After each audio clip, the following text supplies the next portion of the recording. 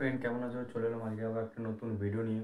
তো আজকে বেসিক্যালি ভিডিওটা এসএসসি জিটি যাদের মকে নাম্বার আসছে না, আমাকে অনেক এসএমএস করছে, তো তাদের জন্য আমি বলছি। তো যাদের মকে নাম্বার আসছে না এবং যাদের 140+ স্কোর প্রয়োজন এসএসসি জিটির জন্য, তো তার জন্য আমি একটা স্টাডি প্ল্যান বানিয়েছি। তো সেই স্টাডি প্ল্যানটা তোমরা ভালো করে দেখলে তোমরা বুঝতে পারবে যে কীভাবে পড়লে আর কি মকে ভালো স্কোর করা যাবে, 140+ স্কোর করতে পারবে। তো আমি বেশি না বকে আমি ডাইরেক্ট আমার সেই স্টাডি প্ল্যানটাই আপনাদেরকে দেখাচ্ছি, তো তোমরা দেখতে থাকো। এই যে এটা একটা স্টাডি প্ল্যান আমি বানিয়েছি। তো এই যে এসএসজিডি 2025 এবারের যে এক্সামটা হবে, তো সেটার জন্য আমি একটা স্টাডি প্ল্যান বানিয়েছি। এই যে দেখতে পারছো এসএসজিডি 2025। তো এরপর আমি বলবো যে লাস্ট আর আজকের থেকে প্রায় আর বেশি দিন টাইম নেই, আজকের থেকে প্রায় 26 দিন টাইম আছে। লাস্ট 26 দিনের মাথায় তোমরা 140 স্কোর কীভাবে করতে পারবে, তো সেইগুলি আজকে বেসিক তোমাদেরকে বলবো। লাস্ট 26 দিনে 140 স্কোর কীভাবে করবে, তো এটা আমি তিনটা ভাগে ভাগ করেছি, 10, 10 আর 6। 10, 10, 6 ব্যাপারটা কি, কারণ 10 দিন 10 দিন আর এই 6 দিন, লাস্ট 6 দিন আমি তোমাদেরকে ফুল স্টাডি প্ল্যানটা বলছি। লাস্ট 10 দিন, ফার্স্ট 10 দিন তোমরা কী করবে, ফার্স্ট 10 দিন তোমরা দুটো করে মক দিবে, ঠিক আছে? একটা ফার্স্ট মক দিবে, সেকেন্ড মক দিবে। ফার্স্ট মক কীরকম না, ফার্স্ট মক দিবে এই যে আমি লিখেছি দেখতে পাচ্ছ। ফার্স্ট মক হচ্ছে যে পিআইকিউগুলো হয় না, যে এসএসসি জিডির যে যতজন মানে প্রিভিয়াস ইয়ার যে কোশ্চেনগুলো যে পিআইকিউ, তো সেই পিআইকিউ কোশ্চেনগুলো তো দিবে টপ, ঠিক আছে? টপিক অনুযায়ী সেই পিআইকিউ কোশ্চেনগুলো করবে। তো সেখানে তোমরা দেখবে তোমার যদি 100টা কোশ্চেন করছে বা 200টা কোশ্চেন, যেটা হোক তোমরা পারলে, যেটা হোক কোশ্চেন করলে, তো তোমরা দেখলে যে তোমাদের স্কোর কত আসছে। তো যখন দেখবে যে স্কোর আমাদের প্রায় 100-র ভিতরে 50 আসছে, বা 100-র ভিতরে 30 আসছে, বা 100-র ভিতরে 20 আসছে, তো যতগুলো পারলে ঠিক আছে। যদি ধরো 50টা কোশ্চেন পারলে ঠিক আছে, এবারে ধরো কেউ পারলো 30টা কোশ্চেন পারলো না, ঠিক আছে? তো সেই 30টা কোশ্চেন কী করবে, সেই 30টা কোশ্চেন খাতায় নোট করে নেবে, ঠিক আছে?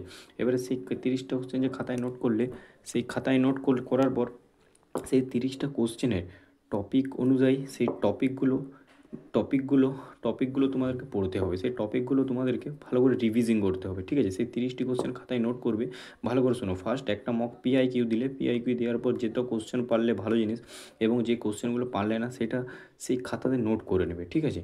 সেই নোট করে পর সেই নোট করে যে যে টপিকগুলো হচ্ছে সেই টপিকগুলো ভালো করে পড়বে। আরেকটা ফুল মক দিবে, কেমন? আরেকটা তোমরা ফুল মক দেবে, একটা তোমরা পিআইকিউ কোশ্চেন মক দেবে, আরেকটা ফুল মক দেবে। তো ফুল মকটা কীরকম, ফুল মকটা দিলে টোটাল ফার্স্ট সেকেন্ড দুটো মক দেওয়া হচ্ছে।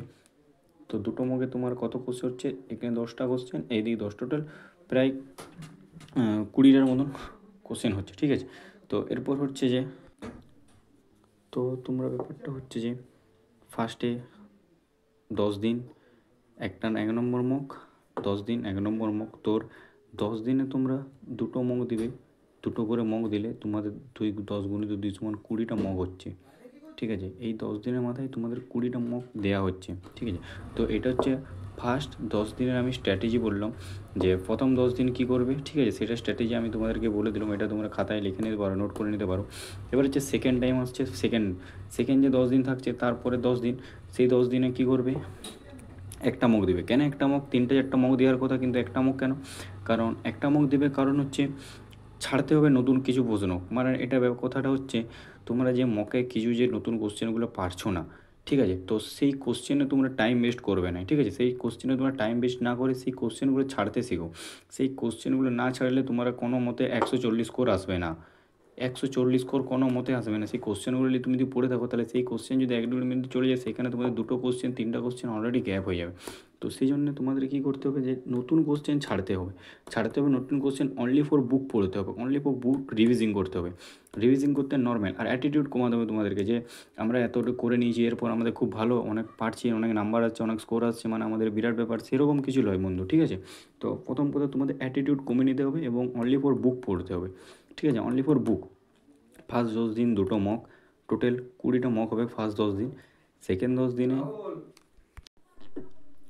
তো এরপর ফার্স্ট 10 দিন, সেকেন্ড 10 দিন, টোটাল 20 দিন পেরিয়ে গেছে, আর হাতে মাত্র 6 দিন আছে।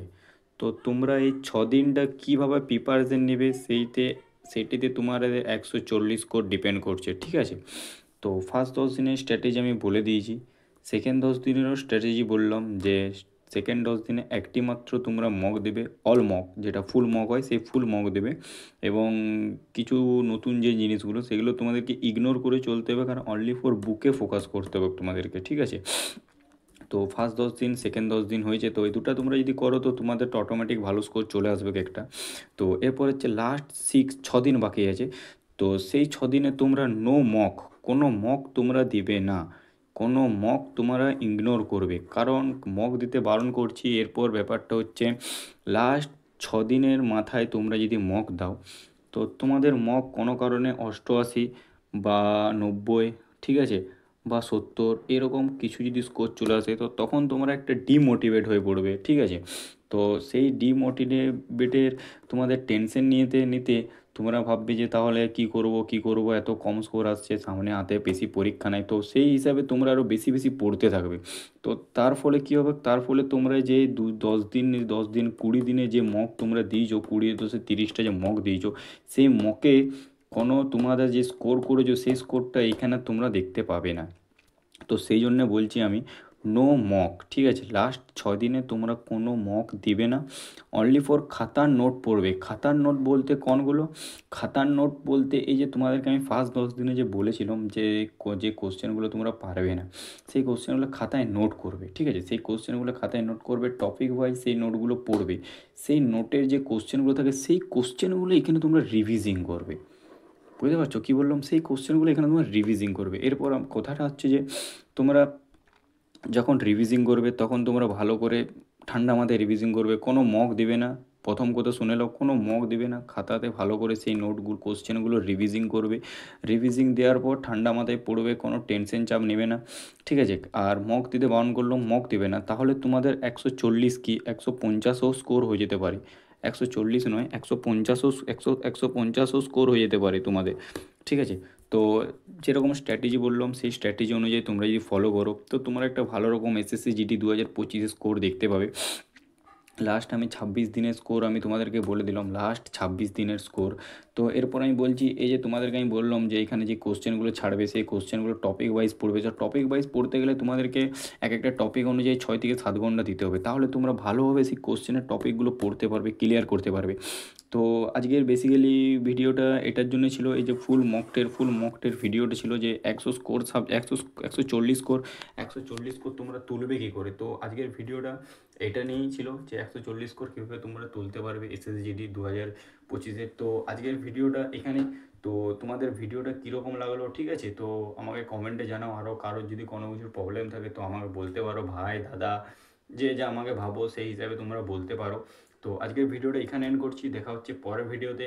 এই পরের ভিডিওটা আমি নিয়ে আসবো কাট অফ নিয়ে, এসএসসি 2025-এ কীরকম কাট অফ আসতে পারে। তোমরা কোন ডিস্ট্রিক্টে থাকো সেই ডিস্ট্রিক্টে আমার কমেন্টে করো, যাতে আমি বুঝতে পারি, ঠিক আছে, যারা যারা আমার ভিডিও দেখছো। তো ভিডিওটা এখানে এন্ড করছি, দেখা হচ্ছে নেক্সট ভিডিওতে। টাটা।